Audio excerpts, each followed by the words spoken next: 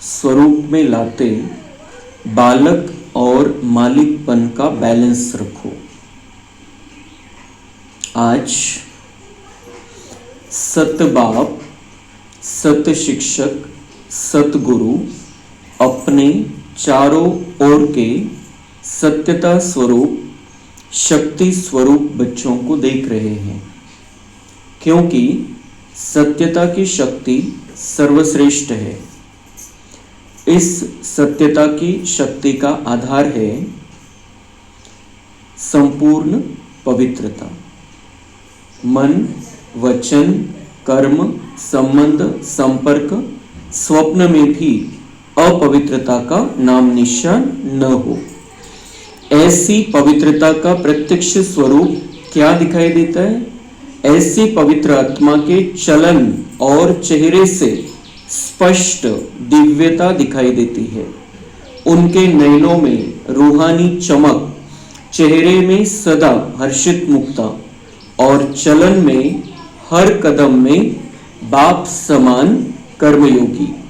ऐसे सत्यवादी सत बाप द्वारा इस समय आप सभी बन रहे हो।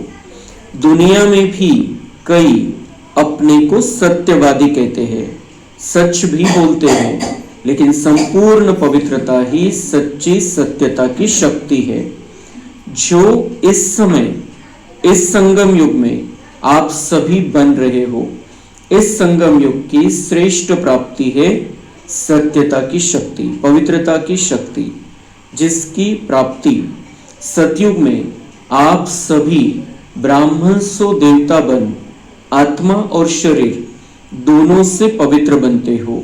सारे सृष्टि चक्र में और कोई भी आत्मा और शरीर दोनों से पवित्र नहीं बनते। आत्मा से पवित्र बनते भी है, लेकिन शरीर पवित्र नहीं मिलता। तो ऐसी संपूर्ण पवित्रता इस समय आप सब धारण कर रहे हो। फलक से कहते हो, याद है क्या? फलक से कहते हो, याद करो। सभी दिल से कहते हैं, अनुभव से कहते हैं कि पवित्रता तो हमारा जन्मसिद्ध अधिकार है। जन्मसिद्ध अधिकार सहज प्राप्त होता है, क्योंकि पवित्रता व सत्यता प्राप्त करने के लिए आप सभी ने पहले अपने सत स्वरूप आत्मा को जान लिया, अपने सत बाप शिक्षक सतगुरु को पहचान लिया और पा लिया। जब तक कोई अपने सत स्वरूप या सत बाप को नहीं जानते, तो संपूर्ण पवित्रता सत्यता की शक्ति आ नहीं सकती। आप सब ने इस समय के अनुभव द्वारा पवित्रता को ऐसे सहज अपनाया है, जो इस समय के प्राप्ति की प्रालब्ध देवताओं की पवित्रता नेचुरल है और नेचर है। ऐसी नेचुरल नेचर का अनुभव आप ही प्राप्त करते हो। तो चेक करो कि पवित्रता व सत्यता की शक्ति नेचुरल नेचर के रूप में बनी है। दुनिया वाले असंभव समझते हैं और आपने असंभव को संभव और सहज बना दिया है। जो नए नए बच्चे आए हैं, जो पहली बारी आए हैं, वो हाथ उठाओ। अच्छा, जो नए नए बच्चे हैं, मुबारक हो नए पहली बार आने वालों को, क्योंकि बाप दादा कहते हैं कि भले लेट तो आए हो, लेकिन टू लेट में नहीं आए हो। और नए बच्चों को बाप दादा का वरदान है कि लास्ट वाला भी फास्ट पुरुषार्थ कर फर्स्ट डिवीजन में आ सकते हैं। फर्स्ट नंबर नहीं, लेकिन फर्स्ट डिवीजन में आ सकते हैं। तो हिम्मत है तो बाप की तो मदद है ही, लेकिन सर्व ब्राह्मण परिवार की भी शुभ भावना, शुभ कामना आप सबके साथ है। तो हमारा ये नया जन्म हुआ है। बाबा कह रहे हैं कि आप सब कौन सी आत्माएं हो? सत्यता स्वरूप, शक्ति स्वरूप आत्माएं। सर्वश्रेष्ठ या संपूर्ण कल्पामध्ये, संपूर्ण दुनियेमध्ये आपल्यासारखी पवित्रता कोणाचीही नाहीये. आणि बाबांनी सत्यतेच्या शक्तीला, सत्यतेला पवित्रतेशी जोडलेलं आहे आज. तर सगळ्यात पहिले काय झालं की आपण जेव्हा बाबांचे बनलो, बाबांकडे आलो, तर त्यावेळेला सगळ्यात पहिले आपल्याला आपला परिचय मिळतो कि मैं कौन हूं, मैं आत्मा हूं, मैं शुद्ध आत्मा हूं. ये सबसे पहला परिचय हमें अपना मिलता है. सत्य पहचान मिल जाती है कि मैं तो शरीर नहीं हूं, मैं आत्मा हूं. एक छोटी सी बिंदी, चमकता सितारा, ज्याच्यामध्ये सगळी रेकॉर्डिंग आहे 5,000 वर्षाची. आणि मी आत्मा कुठून आलेलो आहे? परमधामवरून. माझं सत्य घराची ओळख मला झाली. माझी ओळख, माझ्या सत्य घराची ओळख आणि सत्य पिता ज्याची मी संतान आहे, त्या परमपिता परमात्म्याची ओळख मला मिळाली. तर ही सत्यता आली जीवनामध्ये. जे सगळं खोटेपणा आलेला होता की शरीर समजत होतो, मग शरीराच्या हिशोबाने आपण ते सगळे कर्मकांड वगैरे सगळ्या गोष्टी करायचो. त्यानंतर जे काही जीवन होतं आपलं, ते सगळं देहभानामुळे सगळी गडबड झालेली होती. तर सगळं खोटं जीवन चाललेलं होतं द्वापरपासून. देहभानामध्ये येऊन एक सत्य पित्याची ओळख नाही, स्वतःची ओळख नाही, आणि कुठून आलेलो हे पण माहिती नाही. कसे आलो, किती दिवस राहणार आहे, किती प्रकारचे पार्ट आहे, काहीही आपल्याला माहिती नव्हतं. तर सगळं खोटेपणाचं आपलं जीवन चालू होतं द्वापरपासून. तर सगळ्यात पहिले आपल्याला ही सत्यता आपल्यामध्ये आली की मी कोण? मी आत्मा. मी आत्मा परमात्म्याची संतान आणि मी आत्मा परमधाम मधून आलेलो आहे. तर ही जी सत्यता, या सत्यतेमध्ये आपण टिकलो म्हणजे आपल्याला ते कळालं आणि फिक्स झालं आपल्या बुद्धीमध्ये कि मेरा ओरिजिनल क्या है, मैं ओरिजिनली क्या हूं, मैं किसका हूं, मेरा जीवन क्या है. तर आपल्यामध्ये काय येते मग? पवित्रतेची शक्ती. तो बाबा कहते जैसे ही आपने जान लिया कि मैं आत्मा परमात्मा की संतान हूं, तो ये पवित्रता जन्मसिद्ध अधिकार के रूप में आपको प्राप्त हो जाती है. आणि पवित्रतेचा अर्थ फक्त लिमिटेड अर्थ नाहीये. बाबा जी पवित्रता आपल्याला शिकवतात ती आहे जी आपली ओरिजिनल पवित्रता होती. जी आपण परमधाम मध्ये होतो तेव्हा आपण किती पवित्र होतो, किती शुद्ध होतो. आत्मा बिंदी परमधाम मध्ये. तर आत्मा बिंदी परमधाम मध्ये आहे तर कोणत्याही प्रकारचा काम विकार नाही. काम विकार केव्हा येतो? शरीर आहे तेव्हा. तर आत्मा बिंदी परमधाम मध्ये, काम विकाराचा प्रश्न नाही. मग आपण आत्मा बिंदी बघायचंय स्वतःला की आपण आत्मा बिंदी कोणावरती क्रोध करतोय का? आत्मा बिंदी कोणामध्ये मोह ठेवेल का? कशाचा लोभ राहील का? ये चाहिए, ये चाहिए, ये चाहिए. फिर आत्मा बिंदी को कोई अहंकार रहेगा? छोटा सा पॉइंट, छोटी सी बिंदी आत्मा. तो जब हमें ये पता चल जाता है कि मैं आत्मा हूं, तो पवित्रता नेचुरल आ जाती है, ऑटोमेटिक आपल्यामध्ये येऊन जाते ती पवित्रता. तो वो पवित्रता के कोई व्रत या सिर्फ ब्रह्मचर्य व्रत तितक्यापुरती लिमिटेड नाही. बाबा सांगता की त्या तुमच्या ओरिजिनल सत्य स्थितीमध्ये स्थित होणं हीच पवित्रता आहे. सगळ्यात सुंदर व्याख्या दिलेली बाबांनी आज ही पवित्रतेची, कि आप अपने सत्य स्वरूप में टिक जाओ, यही पवित्रता है, यही दिव्यता है. तो जैसे ही हम अपने सत्य स्वरूप में टिक जाते हैं, काम, क्रोध, लोभ, मोह, अहंकार का नामो निशान भी खत्म हो जाएगा. तर बाबा म्हणतात ही जी पवित्रता है, दुनिया वाले समझतात कि पवित्र रहना मुश्किल है, पवित्र रह नहीं सकते हैं. अभी इस दुनिया में कलयुग का वातावरण, ये देहभान वाली बातें, और इसमें पवित्र रहना असंभव है. तो बाबा म्हणते लेकिन आपके लिए तो नेचुरल है, क्योंकि आपको जन्म सिद्ध अधिकार के रूप में ये पवित्रता मिल गई. जन्म हुआ बाबा के पास, जसं कोणाचा जन्म झाला, काय म्हणतात वारिस आ गया, त्याला काही मेहनत नाहीये, वारसा हक्क त्याचा तयार झाला जन्म झाल्याबरोबर.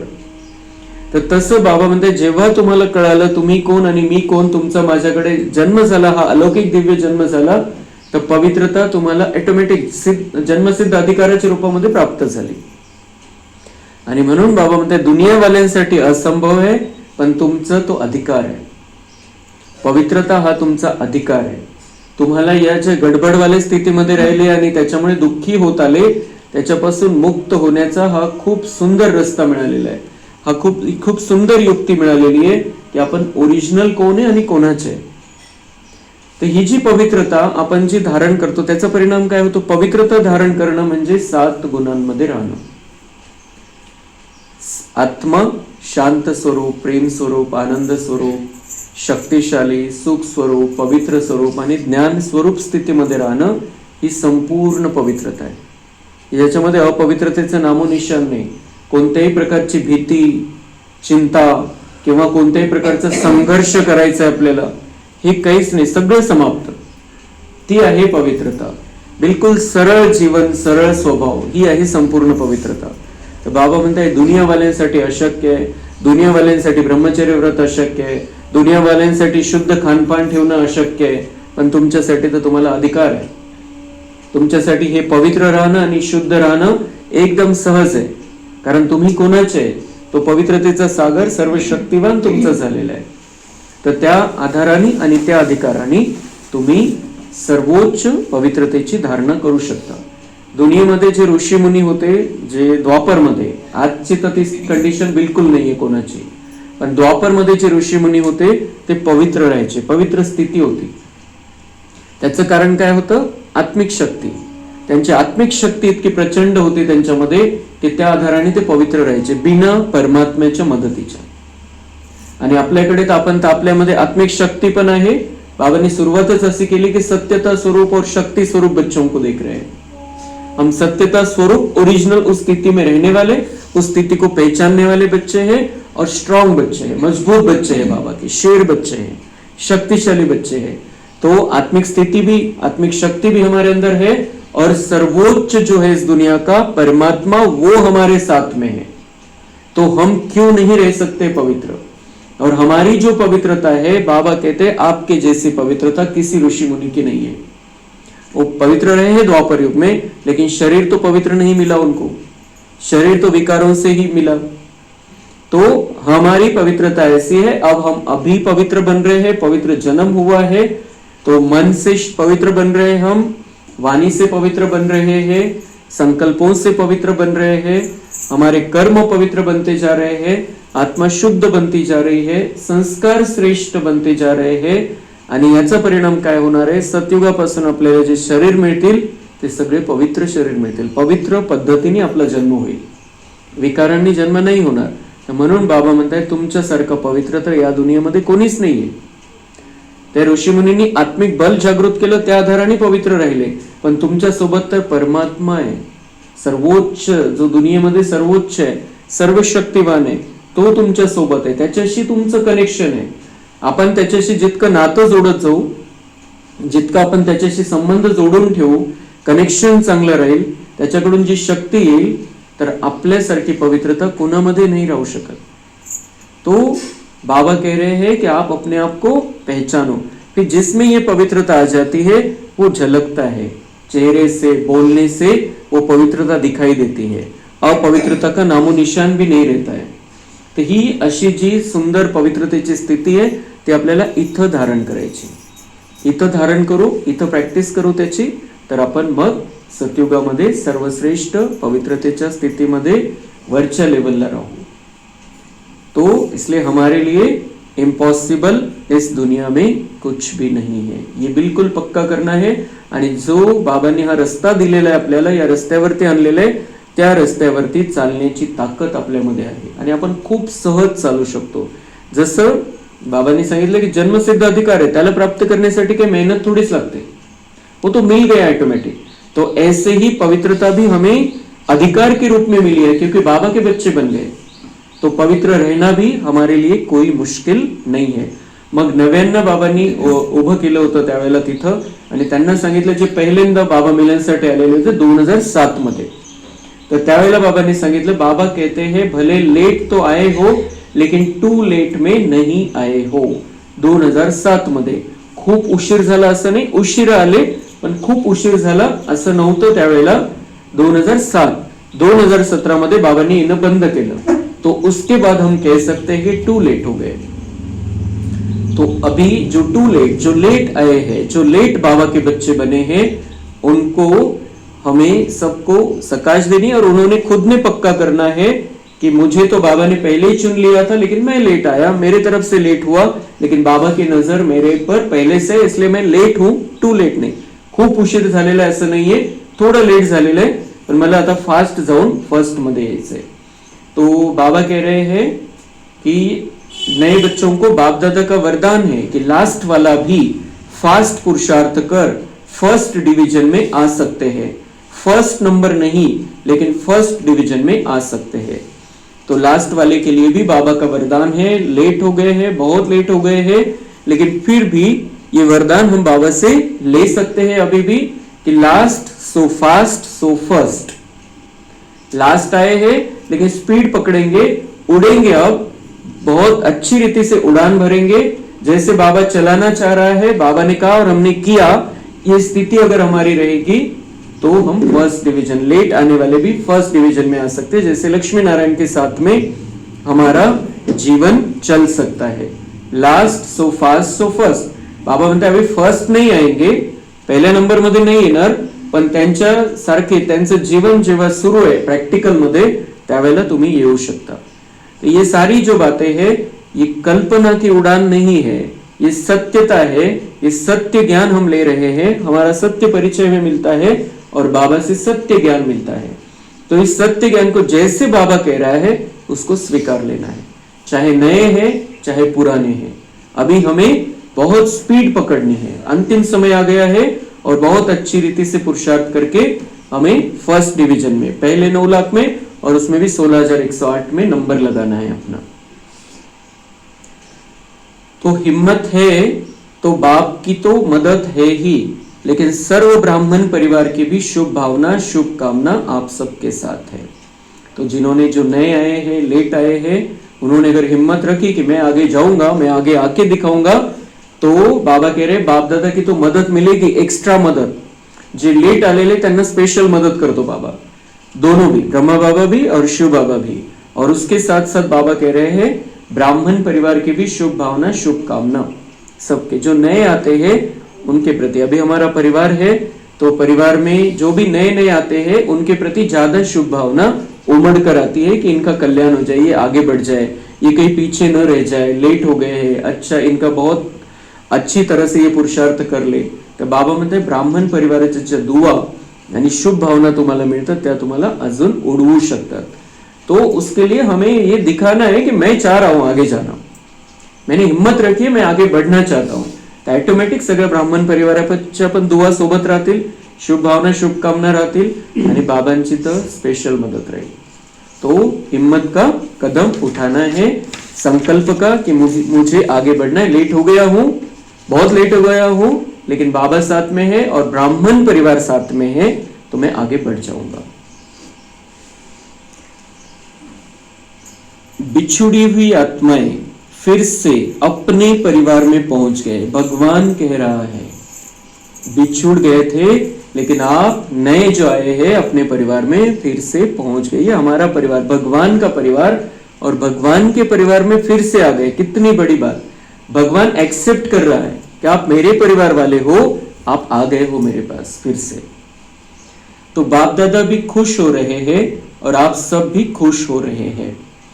तो सबको खुशी होती है जब हम बाबा के बन जाते हैं और उस ज्ञान में चलने लगते. जेव्हा आपण याला ज्ञानाचा प्रॅक्टिकल अनुभव करायला लागतो, ऑटोमॅटिक खुशीमध्ये राहतो की पहिला जीवन कैसा था, अभी का जीवन कैसा है. पहिले किती लोड घ्यायचो, पहिले किती टेन्शन यायचं, आता आपण त्याला समाप्त केलेले, त्याच्यावरती विजय मिळवत चाललेले. तो खुशी होती, एक अलग खुशी होती.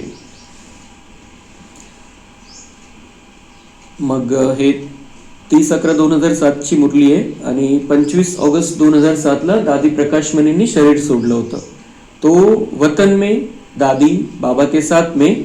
तो बाबा कह रहे हैं बाप दादा ने वतन में दादी के साथ एक रिजल्ट देखी, चेकिंग के लिए दोघांनी. बाबा म्हणते प्रकाशमणी दादी और मैंने चेकिंग की बच्चों की, क्योंकि प्रकाशमणी दादी ने 69 से लेके तो 2007 तक 38 वर्ष इस यज्ञ को संभाला और उसके बाद में शरीर छोड़ के गई. 4 महीने के बाद ये मुरली चली है. उस समय तो बहुत संदेश आए दादी के पार्ट के बारे में, लेकिन इस मुरली में बाबा ने कहा हमने दोनों ने मिलके चेक किया, क्योंकि परिवार को इतना बड़ा किया, संभाला, छोटे से बड़ा जो वृक्ष बना है ब्राह्मण परिवार, तो उसमें प्रकाशमणि दादी का बहुत बड़ा योगदान है. तर मग त्यांना तर ते वरती गेल्यानंतर पण, वतनमध्ये गेल्यानंतर, पुढच्या पार्ट मध्ये गेल्यानंतर पण हे तर राहील की आता काय चाललेलं है। तो बाबा ने उनको बुला लिया फरिश्ता रूप में और दोनों ने रिजल्ट देखी नीचे बच्चों की। तो क्या रिजल्ट देखी? आप सभी जानते हो, मानते हो कि हम मालिक सु बालक है ना, मालिक भी हो बालक भी हो, सभी है। तो हम कौन है? बालक सो मालिक। तो बाबा ने ये रिजल्ट चेक के लिए कि बालक कहां तक है और मालिक कहां तक है, हम बच्चे किस स्थिति में है, मालिकपन की स्थिति में कहां तक रहते हैं और बालकपन की स्थिति में कहां तक रहते हैं, और बालक और मालिक का बैलेंस बाबा हमें सिखाता है। तो ये चेक किया बाबा ने। तो बाप दादा ने देखा कि बालकपन का निश्चय और नशा यह तो सहज रहता है, क्योंकि ब्रह्मा कुमार और ब्रह्मा कुमारी कहलाते हो, तो बालक हो तभी तो ब्रह्मा कुमार कुमारी कहलाते हो। तो ये बालकपन का तो ध्यान में रहता है कि मैं बालक हूं, मतलब बच्चा हूं बाबा का, मैं बाबा का बच्चा हूं। तो बाबा कह रहे ये तो निश्चय और नशा सहज रहता है, क्योंकि हम ब्रह्मा कुमार ब्रह्मा कुमारी, हम बीके हैं। हम सबका सब जो भी बाबा के बच्चे हैं सबको एक डिग्री मिल जाती है यहाँ आते ही। ये ऐसी यूनिवर्सिटी है और ऐसा कॉलेज है जो बाद में नहीं, हम जब बाबा के बन जाते हैं और मानने लगते हैं अपने को बाबा का, तो हमें ये डिग्री मिल जाती है, ब्रह्मा कुमार ब्रह्मा कुमारी। जैसे जो जानकी दादी को ब्रह्मा कुमारी कह सकते हैं, हम खुद को भी ब्रह्मा कुमार ब्रह्मा कुमारी कह सकते हैं। मतलब ऐसा नहीं है कि आप बड़े बनोगे तब आपको ये डिग्री मिलेगी। हम जब बाबा के बन गए, हमें ये डिग्री मिल गई कि हम ब्रह्मा कुमार ब्रह्मा कुमारी है, मतलब हम बाबा के बच्चे हैं। ब्रह्मा के द्वारा बाबा ने हमको जन्म दिया है, शिव बाबा ने ब्रह्मा के द्वारा जन्म दिया, हम ब्रह्मा कुमार ब्रह्मा कुमारी बन गए। और ऐसे नहीं कि ये ऊपर की लेवल नीचे की लेवल, ऐसा कुछ नहीं, सब ब्रह्मा कुमार ब्रह्मा कुमारी है। जो राजयोग करने वाले हैं, जो बाबा से जुड़ने वाले हैं, वो सब ब्रह्मा कुमार ब्रह्मा कुमारी है। तर बाबा म्हणते तुम्ही स्वतःला ब्रह्मा कुमार ब्रह्मा कुमारी म्हणता, तर ऑटोमॅटिक तुमच्या बुद्धीमध्ये मैं तो बालक हूं, मैं तो ब्रह्मा के द्वारा बाबा ने मुझको जन्म दिया है, तो मैं बच्चा हूं, मैं बाबा का बच्चा हूं। तो बाबा म्हणते ये बालकपन ध्यान में रहता है। तो बालक हो तभी तो ब्रह्मा कुमार कुमारी कहलाते हो। और सारा दिन मेरा बाबा यही स्मृति में लाते हो, फिर भूल भी जाते हो, लेकिन बीच बीच में याद आता है। तो मेरा बाबा तो कहते हैं, जो अभी सब जो भी हम तो जो पुराने हैं उनकी बुद्धि में तो सदा रहता है मेरा बाबा, वो मेरा बाबा है, बाबा ने ये कहा है। जो नए आए हैं उनकी बुद्धि में भी ये रहना चाहिए, वो मेरा बाबा है, जन्म हुआ है हमारा बाबा के पास, ये दिव्य अलौकिक जन्म हुआ है, तो वो मेरा है, ये मेरेपन का अधिकार। बाबा मेरा है, जिसके चरणों की धूल होना चाहते थे वो बाबा पूरा की पूरा मेरा बन गए। ब्रह्मा बाबा की बात नहीं, शिव बाबा जो सर्वोच्च है, जो सर्वशक्तिवान है, उसके हम बन गए हैं। तो बुद्धि में रहना चाहिए मेरा बाबा है, उससे कनेक्शन जब हम सोचते हैं उस बारे में, तो ऑटोमेटिक बालकपन की स्थिति बन जाती है कि मैं उसका बच्चा हूं, मेरा बाबा है, मैं उसका बच्चा हूं। तो यही स्मृति में लाते हो, फिर भूल भी जाते हो, लेकिन बीच बीच में याद आता है। बाबा मतलब ये बालकपन के बारे में बाबा समझा रहे हैं कि बच्चा समझते हैं, ये तो होता ही है, कभी कभी भूल भी जाते हो, लेकिन फिर भी याद आ जाता है कि मैं तो बाबा का बच्चा हूं। तो और सेवा में भी बाबा शब्द नेचुरल मुख से निकलता है।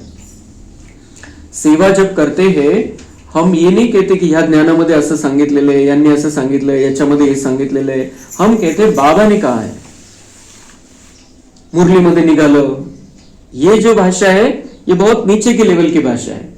हमारी भाषा ये है कि बाबा ने कहा, ये बाबा ने समझाया है। तो बाबा कह रहे जब सेवा करते हो तब नेचुरल मुख से निकलता है बाबा, कि ये बाबा शब्द नेचुरल, अगर बाबा शब्द नहीं निकलता तो ज्ञान का कोई प्रभाव नहीं पड़ता। बाबा शब्द नहीं निकलता है तो लोग समझेंगे किसने तो भी बताया इनको, किससे तो भी सुन के आए हैं, कोई इनको कोई गुरु मिल गया। लेकिन जब हम कहते हैं बाबा, और बाबा किसको कहते हैं ये हम समझा देते हैं उनको कि जो सर्वोच्च है, सर्वशक्तिवान है, ऊपर वाला है, वो हमारा पिता है, हम आत्मा है, उसके बच्चे हैं, आप भी हो, तो हम हमारा बाप है इसलिए उसको बाबा कहते हैं। ये दुनियावी शरीरधारी बाबा की बात नहीं, हम उनको समझा देते हैं कि बाबा कौन है, बाबा मतलब हम आत्माओं का पिता, सबका पिता। तो वो इस हिसाब से हम समझाते हैं कि बाबा ने कहा, इस ऊपर वाले बाबा ने कहा है, जो सबका परम पिता है, उसने कहा है, तो फिर वो थोडा तो ध्यान देते हैं। नाही तो अगर हम कहेंगे या ज्ञानामध्ये असं सांगितलं, त्याच्यात तसं सांगितलं, या मुरलीत तसं निघालं, त्या मुरलीत तसं निघालं, अगर ये भाषा रहेगी तो बोलेंगे ठीक है, इनका कुछ है। इसलिए हम जब सेवा करते हैं तब यही रहता है कि बाबा ने कहा है और बाबा ने कहा है। और ये जो भी बातें हम समझाते हैं किसी को, या हमको पता चली, किसी को भी पता नहीं थी दुनिया में। जो मुरली में बाबा समझाता है ये किसी को भी पता नहीं था। न ब्रह्मा बाबा को पता था, न जानकी दादी को पता था, न गुलजार दादी को पता था, न शिवानी दीदी को पता था। किसी को भी ये बातें पता नहीं थी, किसी के मन का नहीं है। जो बाबा ने समझाया वो अपने अपने तरीके से समझाते, म्हणून बिलकुल क्लिअर असतं आपल्याला की आपण जे समजवतोय ते बाबांचं ज्ञान आहे। तर तसं बाबा म्हणताय वैसा आप बोलते भी हो कि ये बाबा ने बताया है।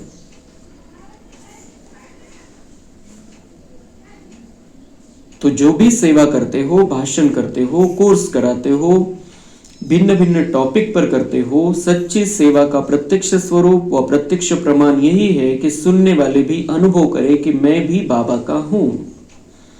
उनके मुख से भी बाबा बाबा शब्द निकले।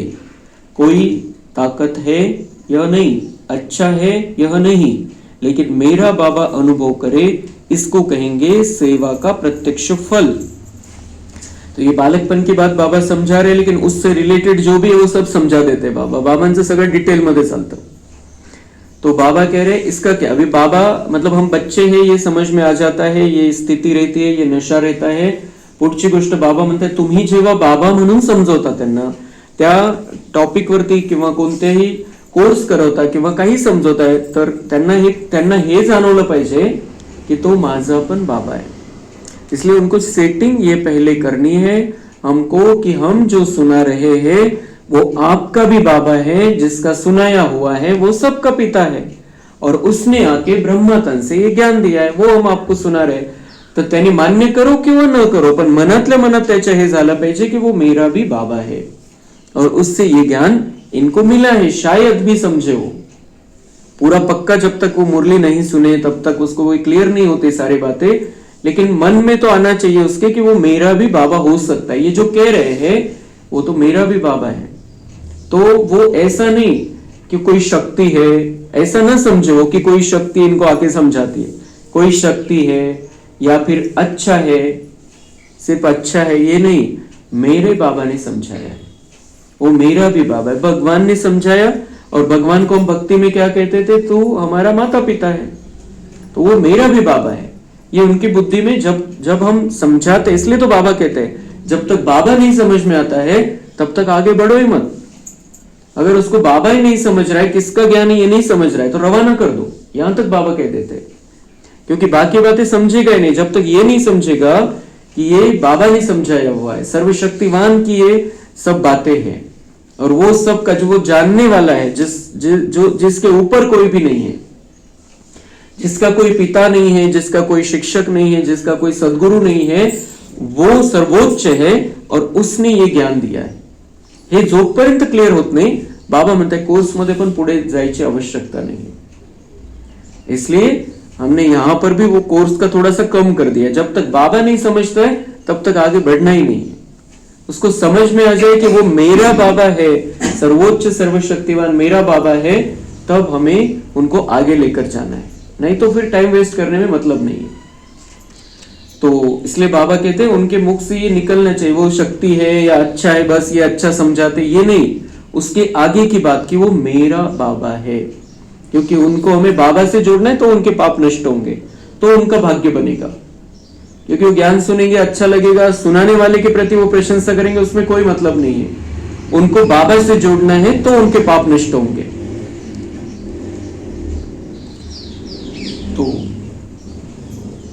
तो अच्छा है, ताकत है, ये नहीं, लेकिन मेरा बाबा अनुभव करे, इसको कहेंगे सेवा का प्रत्यक्ष फल। तो बालकपन का नशा व निश्चय फिर भी अच्छा रहता है, लेकिन मालिकपन का निश्चय और नशा नंबर बार रहता है। तो बाबा म्हणता ये तो रिजल्ट में हमने देखा कि बच्चों को याद तो रहता है कि मैं बाबा का बच्चा हूं, भले बीच बीच में भूल जाते लेकिन याद तो आ जाता है कि मेरा बाबा है, मैं बाबा का बच्चा हूं, और वैसा ही सुनाते हैं। लेकिन रिजल्ट में ये देखा कि मालिकपन का नशा उतना नाही आहे. जितका स्वतःला बच्चा समजता बाबांचा, तितकं मग त्या तुलनेमध्ये मालिकपणाचा जो नशा आहे तो नहीं है, वो नंबरवार रहता है. मालिकपन का निश्चय और नशा नंबरवार रहता है. बालकपन से मालिकपन का प्रैक्टिकल चलन और चेहरे से नशा कभी दिखाई देता है, कभी कम दिखाई देता है. वास्तव में आप डबल मालिक हो. ये मालिकपन डबल मालिक, ये कौन सा मालिकपन है? डबल मालिक. कौन से? एक है बाप के खजाने के मालिक, बाबा के बच्चे हैं लेकिन बच्चे बन गए तो मालिक भी बन गए. तो ये नशा कि मैं बाबा के खजाने का बच्चा हूं उसका, तो उसके सारे खजाने मेरे हैं, तो मैं बच्चा तो हूं. तो बच्चा है तो वो मासूमियत होनी चाहिए, सीखने की तैयारी होनी चाहिए, फिर अहंकार नहीं होना चाहिए. ये बच्चे की निशानियां हैं, बाबा के बच्चे की. फिर मालिकपन का क्या है कि बाबा के सभी खजाने मेरे हैं. और बाबा के पास क्या है? खजाना जो आत्मा के गुण है ओरिजिनल, उसका सारा खजाना बाबा के पास है. तो उस खजाने का मालिक, तो सभी मालिक होना खजाने के. और बाप ने सभी को एक जितना ही खजाना दिया है. बाबा ने सगळा खजाना खोलून दिलेला आहे, कोणाला वाटून नाही दिलेला आहे. बाबा म्हणतात सबको एक जैसा दिया, जितना लेना है उतना लो, जितकी तुमची कॅपॅसिटी तितकी घ्या, असं वाटून नाही दिलेलं आहे. तुम्हाला जेवढं घेता येईल तेवढं घ्या. तो सबके लिए खजाना, जो बच्चा बन गया वो खजाने का मालिक बन गया. फिर उसने जितना लेना है, जितना यूज करना है उस पर है. कोई को लाख दिया, कोई को 1000 दिया, ऐसा नहीं. सभी को सब खजाने बेहद के दिए हैं, अनलिमिटेड, ज्याची कोई लिमिट नाही आहे, असा बाबांनी खजाना आपल्याला उघडून दिलेला आहे. क्योंकि बाप के पास बेहद के खजाने हैं, कम नहीं है. बाबा के पास जो खजाना है ये कोई स्थूल धन या कोई हीरे मानिक मोती का खजाना नहीं कि जो देने से कम होगा. बाबा के पास जो खजाने हैं वो खत्म ही नहीं होते कभी. शांति कोई ऐसी स्थूल चीज नहीं, कोई वस्तु नहीं है जो देने से कम हो जाए. बाबा के पास शांति, शक्ति, सुख, वो सब खजाने हैं, आत्मा के जो गुण हैं. तो वो बाबा कह रहे मेरे पास कम नहीं है, बेहद है, लिमिट ही नहीं है उसकी. तो जितना चाहिए उतना कोई भी ले सकता है. तो बाप दादा ने सभी को सर्व खजाने दिए हैं और एक जैसे, एक जितने दिए हैं. कारण जेव्हा वाटूनच नाही दिलेलं आहे तर सगळ्यांना एकसारखं दिलेलं आहे. जितना लेना चाहे उतना ले सकते हैं. जर वाटणी झाली तर विषय वेगळा. बाबा म्हणतात मी वाटूनच दिलेले नाहीये, तर तुम्हाला आणि कोणाला बंधन पण घातलेलं नाही, इतना ही ले सकते हो, कोई लिमिट नहीं है. तो जो जितना ले सकता है बाबा से, जितनी शांति चाहिए उतनी ले सकते हैं, जितनी शक्ति चाहिए उतनी ले सकते हैं. और ये हमें ये अनुभव करते जाना है. बाबा के पास गए और बाबा से शांति लेके वापस आ गए. बाबा कमजोरी महसूस हो रही है, अनुभव किया, मैं आत्मा उड़कर परमधाम में, आकाश के ऊपर परमधाम में पहुंची अपने घर और शक्ति ले ली, शक्तिशाली बन के वापिस आ गया. तो जितनी जप चाहिए, जितने और हम ऐसे लेते जाएंगे हमारे अंदर भी जमा जमा रहेगा, वो जमा रहेगी. शांति की जो अनुभूति है, वो जो करके आए हम, वो हमारे अंदर वो संस्कार रूप में रहेगी. तो हमें शांति महसूस होती रहेगी. और बार बार जाना है, कोई बंधन नहीं है. हम 5 मिनट में हमें लगे शांति लेके आए और यहाँ पे शांति की महसूसता हुई, और 5 मिनट के बाद भी जा सकते हैं और शांति लेके आ सकते हैं हम. कोई बंधन नहीं है. तो इसलिए बाबा कहते हैं, तो बाप दादा ने सभी को सर्व खजाने दिए और एक जैसे, एक जितने दिए हैं. और दूसरा मालिकपन कौन सा है? स्वराज्य के मालिक हो. एक तो बाबा के खजाने के मालिक और दूसरा स्वराज्य के मालिक. इसलिए बाप दादा फलक से कहते हैं कि मेरा एक एक बच्चा राजा बच्चा है. तो बाबा के खजाने के मालिक है. और दूसरा ये है कि हम स्वराज्य के मालिक है, मतलब खुद के राजा बन गए. और इसलिए बाबा कहते हैं मेरा एक एक बच्चा राजा बच्चा है, स्वराज्य के मालिक. हम जो अपना अधिकार गवा बैठे थे द्वापर से, द्वापर पासून कंट्रोलच गेला आपला. मन जिकडे जे विचार करेल ते करेल, बुद्धी जिकडे भरकटवेल तिकडे भरकटायचं, ये सब द्वापर से होता आया है. लेकिन बाबा ने फिर से हमको राजा बना दिया, मालिक बना दिया खुद का. तो मेरा एक एक बच्चा राजा बच्चा है. तो राजा बच्चे होना, प्रजा तो नहीं, राजयोगी हो कि प्रजा योगी हो, हम राजा बच्चे हैं. और राजयोग करते हैं। राजा बनने के लिए बाबा से कनेक्शन है। अभी प्रजा बनने वाले नहीं है, हम राजा बनने वाले। तो राजा बनने की क्वालिटी ये है कि बाबा के खजाने अपने अंदर भरना, और दूसरा है खुद का मालिक बन जाना, मन बुद्धि का संस्कारों का मालिक बन जाना। आता त्यांच्या अधीन नहीं राहायचंय।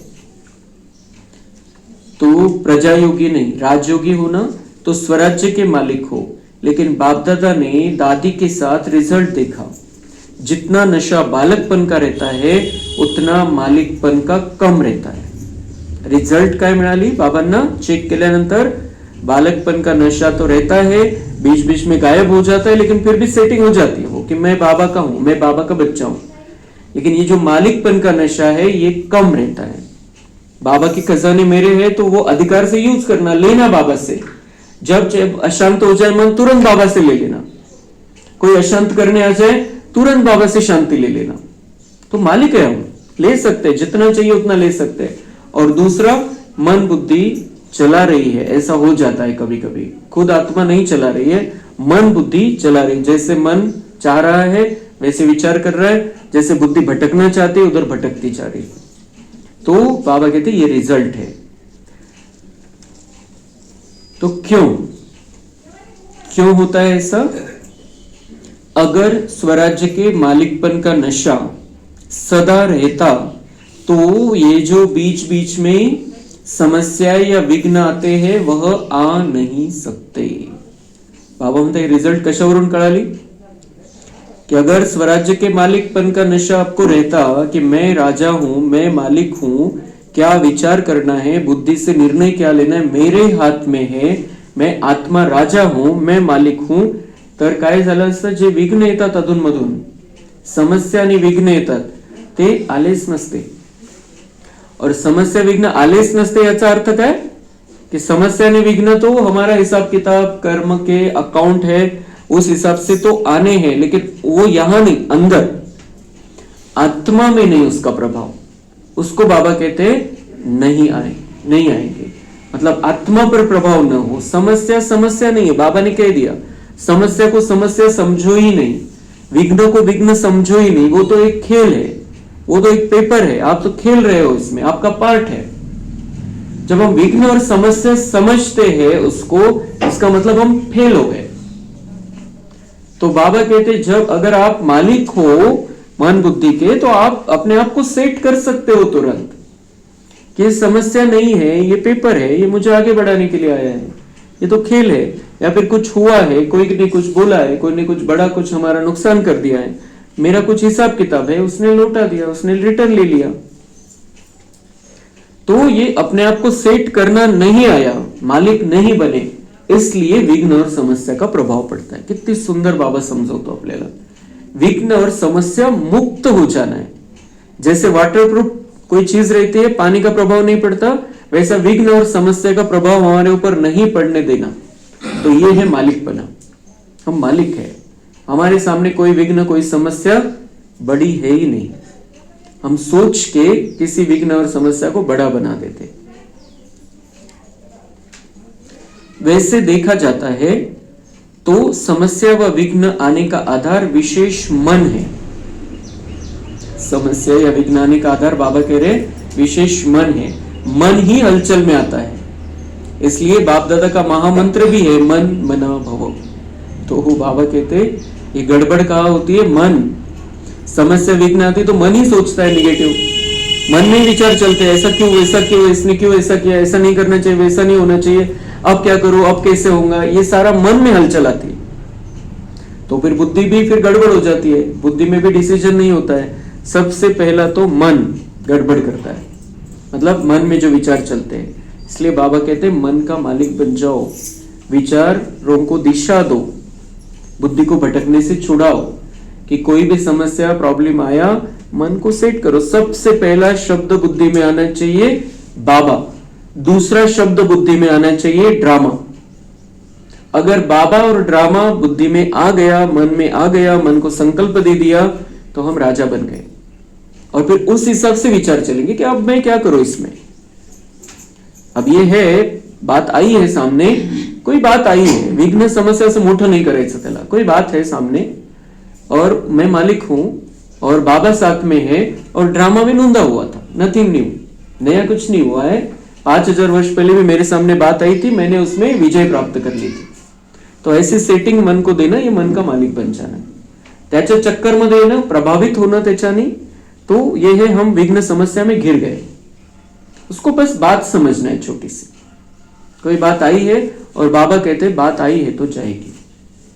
बात भी समझते, बात भी आपसे होशियार है, बात आती है टिकती नहीं, जाती है, कोई भी बात आती है चली जाती है, लेकिन आप उसको यहां पर बिठा लेते हो तो उसमें से निकलना रहता है हमको। कोई भी बात आती है निकलना रहता है, लेकिन मालिक बन के निकलना, शांत स्थिति में निकलना, स्थिर रह के निकलना, ये बाबा सिखाता है।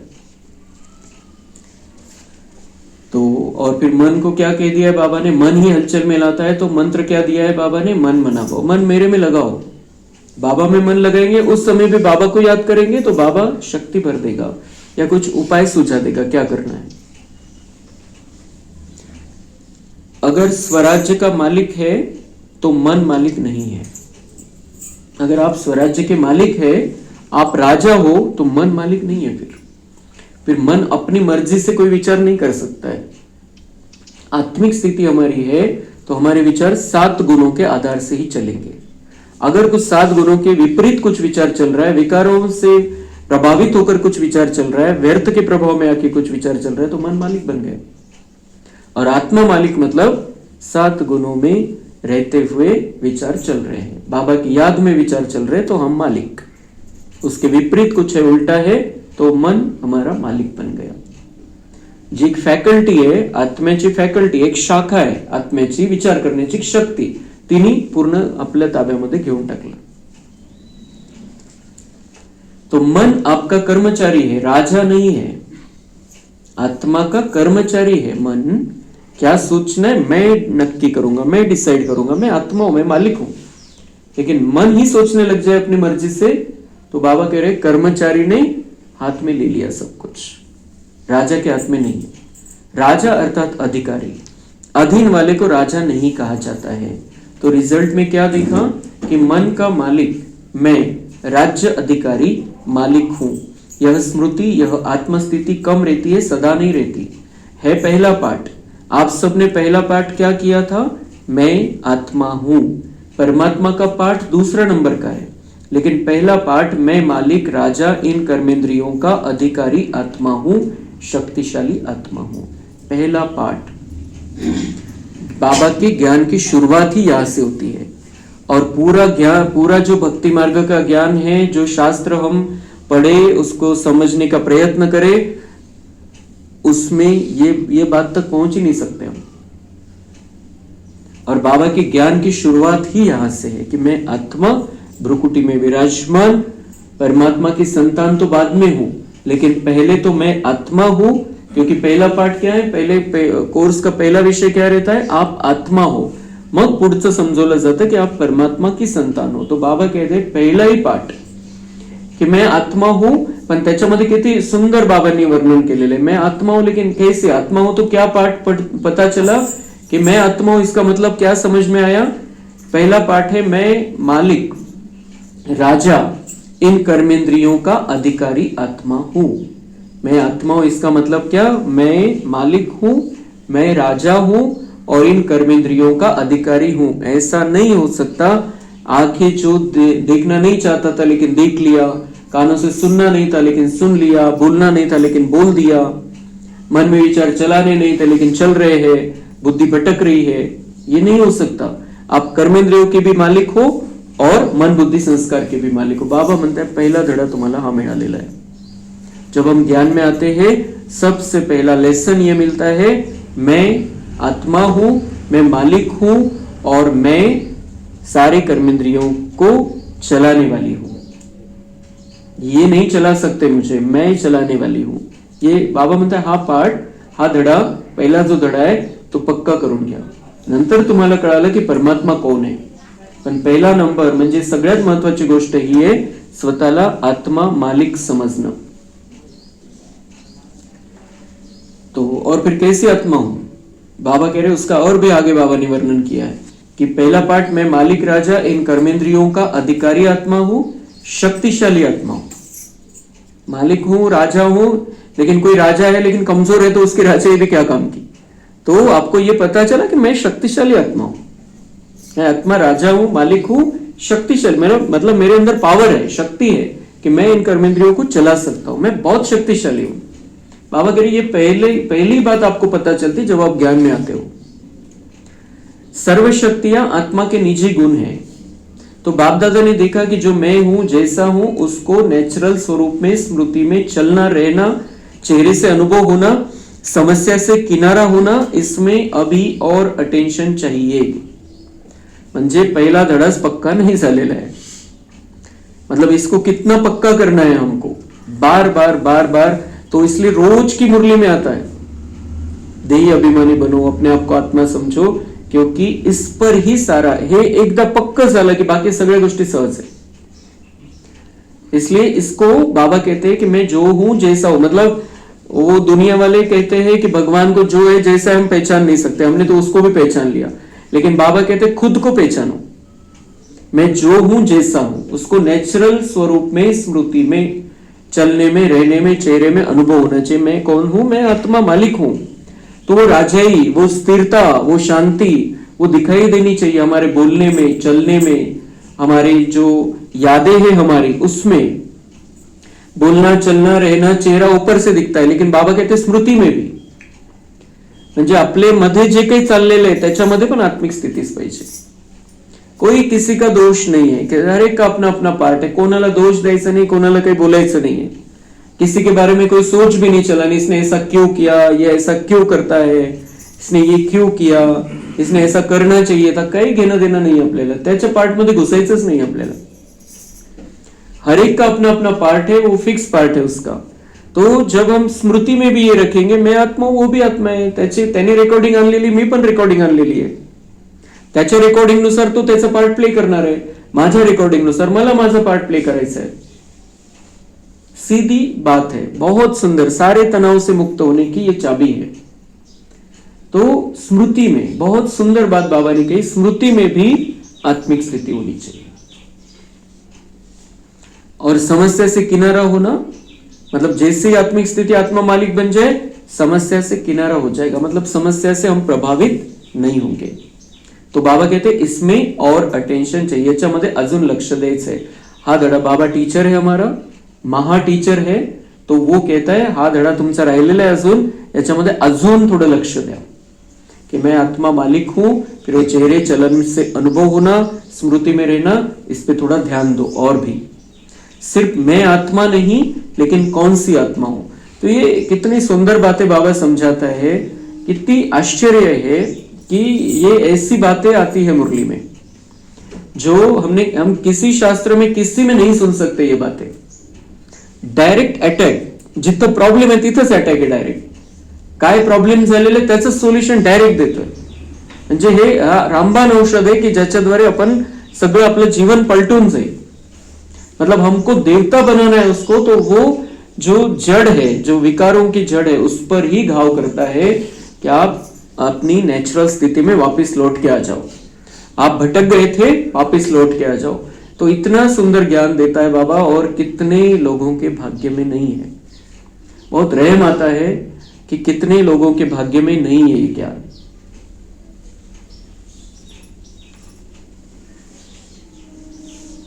सिर्फ मैं आत्मा नहीं, लेकिन कौन सी आत्मा हो, अगर यह स्मृति में रखो तो मास्टर सर्वशक्तिवान आत्मा के आगे समस्या व विघ्न की कोई शक्ति नहीं जो आ सके। मैं शक्तिशाली आत्मा मालिक हूं, तो बाबा कह रहे हैं कोई समस्या और विघ्न में इतनी शक्ति नहीं जो आपकी शक्ति के आगे टिक सके या आ सके। अभी भी रिजल्ट में कोई ना कोई समस्या या विघ्न दिखाई देता है। कोई ना कोई रिजल्ट क्या दिखा बाबा ने कि कोई ना कोई विघ्न या समस्या दिखाई देती, मतलब उसके प्रभाव में दिखाई देते हैं बच्चे, नहीं दिखना चाहिए। बाबा बेटा है और ड्रामा फिक्स है, दोन मंत्र है आपल्याकडे कि बाबा बेटा है, मैं आत्मा हूं, और ड्रामा फिक्स है। तो विघ्न यानी समस्या तो ठीक है, आएगी जाएगी, वो आएगी, उसमें हमें जो करना है बाबा मदद देता है, बाबा के ज्ञान के शस्त्र अस्त्र है, उससे हम उससे बाहर निकल सकते हैं। लेकिन बाबा कहते दिखाई देता है, मतलब प्रभाव दिखाई देता है, यहां पर उसका कोई प्रभाव नहीं रहना चाहिए। चाहे कोई भी समस्या है, चाहे तन की समस्या, चाहे मन की समस्या, चाहे धन की समस्या, चाहे संबंध संपर्क की समस्या, चाहे कांटेक्ट की समस्या, चाहे कोई भी समस्या हो दुनिया में, किसी भी प्रकार की समस्या हो, यहां पर नहीं रहनी चाहिए, क्योंकि हम शक्तिशाली आत्माएं हैं, राजा है, मालिक है। तो जानते हैं, लेकिन चलन और चेहरे में निश्चय का प्रत्यक्ष स्वरूप, रूहानी नशा वह और प्रत्यक्ष होना है। तो बाबा कहते जानते तो ये सारी बातों की जानकारी बच्चों को है, लेकिन बाबा कहते जरा प्रॅक्टिकल बघायचं आहे, तर मला पण बघायचं आहे आणि दुनिया वाल्यांना पण बघायचं आहे कि इस ज्ञान का प्रभाव क्या है। मतलब जो हम कहते हैं कि ये आते नहीं, वो आते नहीं ज्ञान सुनने के लिए, वो नहीं आते, हमने इनको समझाया, लेकिन वो कब आएंगे, जब वो हमारी स्थिति दिखेगी। ऐसे नहीं किसी के बुलाने से आ गए और कोर्स कर लिया और हो गया, ऐसे नहीं। जे बाबांचे बच्चे आणि जे ज्ञान घेत आहेत त्यांच्यामध्ये काय परिवर्तन झालेलं आहे हे जेव्हा ते दुनियावाले बघतील तेव्हा ते येतील। किसी के बुलाने से आ गए तो वो जिसका भाग्य वो टिक जाएगा, लेकिन सबने आना, सबका भाग्य बनाना है हमको, तो हमें ये दिखाना पड़ेगा कि ज्ञान का प्रभाव क्या रहता है। हम कितने शांत हो गए, हम कितने स्थिर हो गए, हम कितने मीठे हो गए, हमारे अंदर से कैसी शुद्ध भावनाएं निकलती हैं, हम किसी के प्रति कोई बुरा रखते नहीं मन में, बोलते भी नहीं है किसी को, किसी के बारे में उल्टा सुल्टा बताते नहीं किसको। तो हमको जब देखेंगे तब हमारे परिवार वाले भी आएंगे और सारे दुनिया वाले भी आएंगे। कुछ ना कुछ तो लेना चाहिए उन्होंने, कुछ ना कुछ कना दाना तो प्राप्त होना चाहिए। तो बाबा कह रहे हैं वो अभी प्रत्यक्ष, वो जो रूहानी नशा है आपको जानकारी है, लेकिन प्रैक्टिकल में आपको भी समझ में आना चाहिए, मुझे भी समझ में आना चाहिए, दुनिया वालों को भी समझ में आना चाहिए, क्योंकि हम प्रत्यक्षता लाने वाले हैं दुनिया वालों के सामने, बाबा को दिखाने वाली हम आत्माएं हैं, तो प्रैक्टिकल चाल चलन से ही दिखाई देगा। तो इसके लिए यह मालिकपन का नशा, इसको बार बार चेक करो। सेकंड की बात है चेक करना। कर्म करते, कोई भी कर्म आरंभ करते हो, आरंभ करने टाइम चेक करो मालिकपन के अथॉरिटी से, कर्मेंद्रिय द्वारा कर्म कराने वाली कंट्रोलिंग पावर, रूलिंग पावर वाली आत्मा समझ कर्म शुरू किया या साधारण कर्म शुरू हुआ। स्मृति स्वरूप से कर्म आरंभ करना और साधारण स्थिति से कर्म आरंभ करना, उसमें बहुत फर्क है। कितनी बातें समझाता है बाबा। बाबा कह रहे हैं ये जो मालिकपन का नशा, इसको बार बार चेक करो। आणि त्याच्यासाठी काय करा, बाबा म्हणतात कोणतेही कार्य सुरू करता तर त्यावेळेला तुम्ही हे करा कि मैं आत्मा कर्मेंद्रियों द्वारा करा रही हूं, मैं आत्मा अंदर बैठी हूं, जो हाथों से काम करना है, जो पैर से काम करना है, जो कुछ भी करना है, हमें कुछ भी करना है, रसोई स्टार्ट करना है, खेती में काम स्टार्ट करना है, दुकान में कोई कस्टमर आए उसको कुछ बोलना है, उसको कुछ समझाना है, सबसे पहले अपनी आत्मिक स्थिति बनाओ और फिर कर्म स्टार्ट करो। जो बोलना है, जो कुछ करना है वो बाद में, पहले तो मालिक बन जाओ। मैं आत्मा मालिक हूं, अंदर बैठा हूं, कर्मेंद्रिय द्वारा कर्म करा रहा हूं। तो बाबा म्हणते दुनिया वाले तो त्यांचं चाललेलं काम, आया कर लिया हो गया, उसमें स्थिति भी गड़बड़ रहती है। लेकिन जो बाबा के बच्चे हैं, जो मालिक बच्चे हैं, उनकी स्थिति ये होनी चाहिए, मैं आत्मा मालिक अंदर बैठा हूं और अभी कर्म स्टार्ट कर रहा हूं। तो जब मेरी ये स्थिति हो जाती है तो बाबा भी आ जाता है मदद के लिए, उसके वाइब्रेशन आ जाते हैं, उसके वाइब्रेशन साथ साथ कार्य करते हैं हमारे, और उससे हमको भी मदद मिलती है। और दूसरी बात, हमारी स्थिति अच्छी होने से, हमारे वाइब्रेशन अच्छे होने से जो हमारे आसपास रहते हैं उनको भी इसका लाभ मिल जाता है। तर बाबा म्हणते दोन्ही मध्ये खूप फरक आहे। तुम्हाला मालकपणाचं पक्क करायचंय तर जेव्हा कर्म स्टार्ट करता त्यावेळेला ही प्रॅक्टिस करा की मैं मालिक कर रहा हूं, आत्मा करते। असं नाही हाताने केलं, तोंडाने केलं, हे केलं, ते केलं, ये हुआ वो हुआ, ऐसे नहीं। मैं आत्मा मालिक बनकर अंदर बैठी हूं और मैं ये कार्य कर रही हूं। तो ही जितकी आपली प्रॅक्टिस होत जाईल तितका हा मालिकपणाचा नशा चढत जाईल की मैं मालिक हूं, ये शरीर कर रहा है नहीं, मैं मालिक हूं, मैं आत्मा मालिक हूं। बाप के संस्कार क्या है? विश्व कल्याणकारी, शुभ भावना, शुभ कामनाधारी। तो ऐसे ही अब हमारे संस्कार होने चाहिए। जो बाबा के संस्कार है वैसे हमारे संस्कार होने चाहिए। मेरा स्वभाव संस्कार कैसा होना चाहिए? अब बाबा जैसा होना चाहिए। बाबा जैसे सारी दुनिया के लिए शुभ भावना रखता है, सारे विश्व का कल्याण करने के लिए आया है, वैसा ही मेरा स्वभाव संस्कार होना चाहिए। अभी रावण का संस्कार मेरा नहीं है। द्वापर के बाद जो संस्कार बना वो मेरा नहीं है। नेचुरल संस्कार मेरा देवताई संस्कार है, बाबा जैसा है ब्राह्मण, लेकिन बीच बीच में क्षत्रिय बन जाते हैं। तो क्षत्रिय नहीं बनना है, ब्राह्मण सो देवता बनना है। तो बीच बीच में क्षत्रिय मतलब लड़ना झगड़ना संघर्ष वाद विवाद, ये बाबा कह रहे हैं अभी आप में नहीं होना चाहिए। अब आप बाबा के बच्चे हो, क्षत्रिय नहीं, क्षत्रिय मतलब लड़ने वाले, ऐसे नहीं बनना। जो लड़ते रहेंगे लास्ट तक उनको त्रेता में आना है।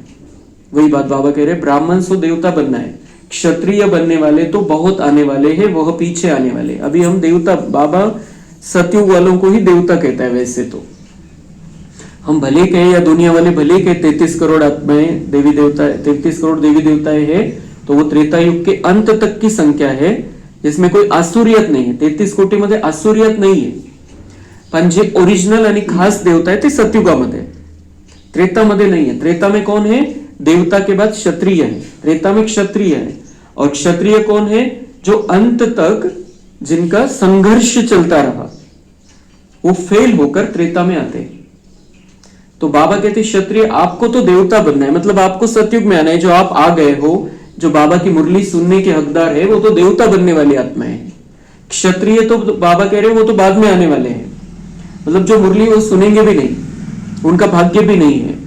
जो 33 करोड़ में 2 करोड़ आत्माएं ज्यादा से ज्यादा लास्ट तक, अभी ये जो बचे हैं 2-4 साल जब तक मुरली चलेगी, वो लगभग शायद सुन सकते हैं 2 करोड़ आत्माएं तक पहुंच जाए, क्योंकि पहले भी कुछ आए कुछ चले गए, ऐसा सगळं मिळून 2 कोटीपर्यंत ही मुरली जाणार है।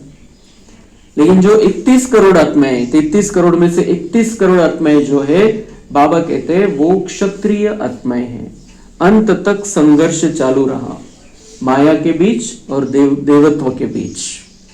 तो ऐसा नहीं, अब हमें देवता बनना है, तो ये संघर्ष की बातें खत्म, और बाबा के संस्कार, हमारे संस्कार, सबको दुआ देना, शुभ भावना, शुभकामना, और जो विश्व कल्याण की भावना, सबका कल्याण करना है मुझे। तो ये क्षत्रियपना हमारे अंदर से खत्म हो जाएगा, संघर्ष खत्म हो जाएगा, और हम नेचुरल रूप से देवता बनने की तैयारी करेंगे। तो क्षत्रिय बनने वाले तो बहुत आने वाले हैं, वह पीछे आने वाले हैं। आप तो अधिकारी आत्माएं हैं। तो सुना रिजल्ट, इसलिए बार बार मैं कौन यह स्मृति में लाओ, है ही नहीं लेकिन स्मृति स्वरूप में लाओ, कि बार बार ये स्मृति में लाओ। है असंच नाही की मी आहेच आत्मा, मी आहेच मालक। बाबा म्हणते म्हणण्यापुरतं, शब्दापुरतं नाही, मोहगम स्वरूपामध्ये नहीं, बार बार ये स्मृति में लाओ। पक्का करो कि मैं हूं मालिक, मैं मालिक हूं, अंदर बैठा हूं और एक कर्मेंद्रिय द्वारा कर्म करा रहा हूं, मन के द्वारा सोच रहा हूं, बुद्धि के द्वारा निर्णय ले रहा हूं, और संस्कार बनते जा रहे हैं। तो स्मृति में लाओ, ठीक है ना? अच्छा, रिजल्ट भी सुनाई। अभी समस्या का नाम, विघ्न का नाम, हलचल का नाम, व्यर्थ संकल्प का नाम, व्यर्थ कर्म का नाम, व्यर्थ संबंध का नाम, व्यर्थ स्मृती का नाम समाप्त करो और कराओ। बाबा म्हणते आता रिजल्ट तर सांगितली मी, आतापर्यंतची काय रिजल्ट होती, काही ना काही, मतलब परसेंटेज में किसी का कितना परसेंट, किसी का कितना परसेंट, पण बाबा म्हणताय काही ना काही तर राहिलेलं आहे, जास्त नाही तर कमी तरी राहिलेलं आहे। तर आता बाबा म्हणताय हे रिजल्ट बघितली तुम्ही, मी सांगितली, आता समस्या, विघ्न, हलचल, व्यर्थ संकल्प, व्यर्थ कर्म, व्यर्थ संबंध, व्यर्थ स्मृती सगळं समाप्त करा। आता सगळं समाप्त झालं। समस्या का नाम मतलब समस्या का नाम ही नहीं लेना है, बात है, परिस्थिति है, उससे मुझे पार जाना है। खेल है, उसमें खेल के मुझे साबित करना है मैं कितना ऊंचा खिलाड़ी हूं, कितना अच्छा खिलाड़ी हूं। तो विघ्न का नाम भी नहीं, विघ्न नहीं, विघ्न कोई रहता ही नहीं है ब्राह्मणों के सामने, तो खेल है। हलचल का नाम नहीं होना चाहिए, हलचल में ही नहीं आना है, कुछ भी किसी हलचल में आना मतलब स्थिर नाही, विचार पांगलेले, काही ना काही चाललेलं आहे, काही ना काही त्या चक्रामध्ये आपण गुरफटले गेलेलो आहे। क्या होगा, कैसे होगा, ऐसा कैसे वे, वो सब जो बातें, हलचल होनी ही नहीं चाहिए मन बुद्धि में, बिल्कुल स्थिरता यायला पाहिजे। व्यर्थ संकल्प, कोई विचार नहीं, व्यर्थ का कोई विचार नहीं। व्यर्थ कर्म, व्यर्थ कर्म भी नहीं, जिससे कोई रिजल्ट नहीं निकलने वाली है, जिससे कुछ ऐसा कुछ फायदा नहीं होने वाला है, उन कर्मों से, उन कामों से बचना, दूर रहना। और व्यर्थ संबंध, व्यर्थ संबंध, कोणाच्या कॉन्टैक्ट मध्ये किती राहायचंय, कौन हमें बाबा से जोड़ता है, कौन हमें देवत्व की ओर लेकर जाता है, उसके साथ में रहना, बाकींच्या सोबत तेवढ्यापुरतं तेवढं, कारण ते कलियुगाकडे खेचतंय आपल्याला आणि आपल्याला सत्युगामध्ये जायचंय, तो खिंचातान होगी फिर. इसलिए कॉन्टॅक्ट में रहना है. बाबा बॅलन्स शिकवत आहे, सगळ्यांच्या सोबत राहायचंय, नाते संबंध सगळं सांभाळायचंय. असं नाही की आपण कटून गेलेले आहे किंवा कोणाला भेटतच नहीं, बोलतच नहीं, ऐसा नहीं सिखाता है बाबा. लेकिन किसी के भी साथ में रहे, किसी के भी पास जाए, हम कुछ ना कुछ तो सेवा होनी चाहिए. उनको पॉजिटिव बातें सुनानी है, उनको भगवान से जोड़ने का प्रयत्न करना है, तो वो संबंध संपर्क जो है हमारा सेवा का माध्यम बन जाएगा. कट्टून राहायचं नहीं संगत बाबा, लेकिन उसमें सेवा करने का बाबा सिखाता है. अगर हम सेवा नहीं करते तो व्यर्थ टाइम जा रहा है वो. तो बाबा कह रहे हैं उसको अब समाप्त करो, इन सारी बातों को समाप्त करो, क्योंकि आप मालिक हो.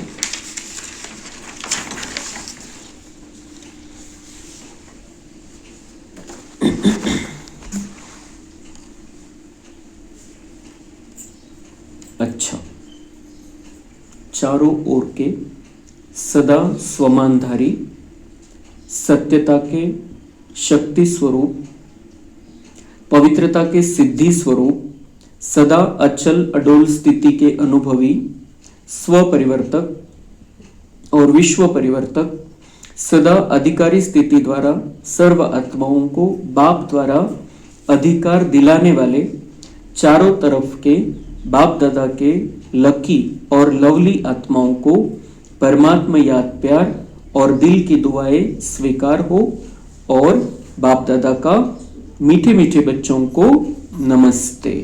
हम रूहानी बच्चों का रूहानी बाप दादा को याद प्यार, गुड मॉर्निंग, नमस्ते, वाह बाबा वाह, शुक्रिया बाबा शुक्रिया. वरदान है, स्वयं को स्वयं ही परिवर्तन कर विश्व के आधार मूर्त बनने वाले श्रेष्ठ पद के अधिकारी भव. तो स्व परिवर्तन से विश्व परिवर्तन, हमें खुद को बदलना है, कोणालाच आधार नाही बनवायचा आहे. सहयोग घेऊ शकतो आपण सगळ्यांचा, पण एक आधार आपला बाबा आहे. तो हमें बाबा के आधार से अपने आप को बदलना है आणि सगळ्या दुनियेला बदलण्यासाठी दुनियेचा आधार बनायचा आपल्याला. दुनिया को बदलना, ये बदले तो मैं बदलूं, ये चले तो मैं चलूं, इसका पुरुषार्थ चले तो मेरा चले, ये नहीं. हमें खुद को बदल के दुनिया को बदलना है. उनको बदलने के लिए, उनको बाबा से अधिकार दिलाने के लिए आधार मूर्त हमें बनना है. स्लोगन है, संगठन में उमंग उत्साह और श्रेष्ठ संकल्प से सफलता हुई पड़ी है. तो हमारा संगठन है, हम बाबा का परिवार है. जितना हम उमंग उत्साह में रहेंगे और अच्छे संकल्प करेंगे तो सेवा होगी और सेवा में सफलता भी मिलेगी. आपला उमंग उत्साह सगळ्यांना जाणवला पाहिजे, दुनिया वाल्यांना पण. ये कहाँ जा रहे हैं और इतना खुश कैसे रहते हैं, इनके विचार कैसे बदल गए, कैसे स्थिरता आ गई है, कैसे शांति आ गई है, ये सबको जब समझ में आएगा, ये सेवा में सफलता मिलती जाएगी हमें, और वो भी बाबा से जुड़ के अपना अधिकार बाबा से प्राप्त कर लेंगे. अव्यक्त इशारे हैं, जैसे कोई कमजोर होता है तो उनको शक्ति भरने के लिए ग्लूकोज चढ़ाते हैं, ऐसे जब अपने को शरीर से परे अशरीरी आत्मा समझते हो तो यह साक्षीपन की अवस्था शक्ति भरने का काम करती है. और जितना समय साक्षी अवस्था की स्थिति रहती है उतना ही बाप साथी भी याद रहता है, अर्थात साथ रहता है. तर बाबा म्हणता है, कोणाला वीकनेस आला, कमजोरी जाणवती है, तर सलाइन लावतात, ग्लूकोज चढ़ाया जाता है उसको. तो वो तो जिसको खाना नहीं जाता है उसने ही ग्लूकोज लेना चाहिए, लेकिन फिर भी आदत लग गई. असं अशी बऱ्याच जणांना अशा सवय झालेली की बरं वाटत नाहीये, सलाइन घेतली तर बरं वाटेल. वो तो खाना जा नहीं रहा है, उसके लिए वो व्यवस्था है. पण ठीक आहे, बाबा त्याचं उदाहरण देत आहे की कोणाला कमजोरी जाणवतीये तर मग ग्लुकोज चढवला जातो आणि मग त्याच्यामध्ये शक्ती येऊन जाते.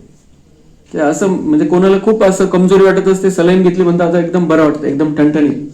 तो बाबा कह रहे हैं कि वो उससे जैसे वो शक्ति आ जाती है शरीर में, ऐसे ही आत्मा में शक्ति लाने के लिए अपने आप को शरीर से अलग अशरीरी समझो. ये ग्लुकोज का काम करेगी.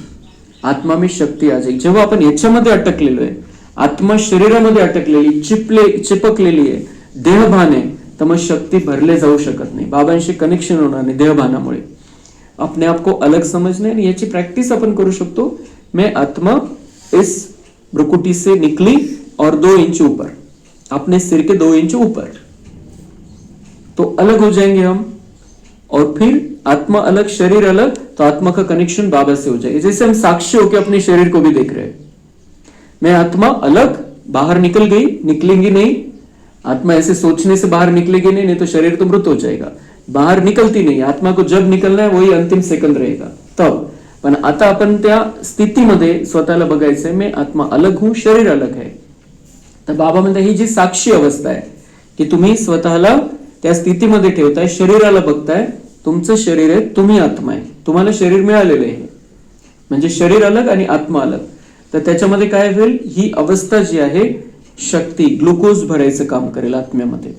आत्म्यामध्ये शक्ती येईल, आत्म्यामध्ये एनर्जी येईल.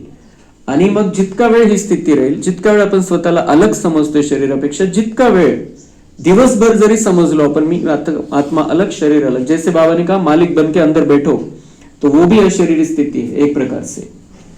तो वो स्थिति रहेगी तो बाबा से कनेक्शन रहेगा. तो उससे क्या होगा कि बाबा साथी याद रहेगा, आत्मा का साथी बाबा है ये याद रहेगा. और याद रहेगा इसका मतलब बाबा साथ रहता है. किती सुंदर बाबा ने रहस्य सांगितलं कि आप ऐसा समझो मैं आत्मा हूं, अलग हूं, शरीर से अलग हूं, तो बाबा याद रहेगा. और बाबा याद रहना मतलब मैं साथ आ जाऊंगा. तुम मुझे याद रखो सिर्फ, तो मैं साथ हूं तुम्हारे. ये गारंटी है बाबा की. बाबा साथी याद रहता है, अर्थात बाबा साथ रहता है. याद रहता है साथी, तो बाबा साथ में ही रहता है हमारे. अच्छा, ओम शांति.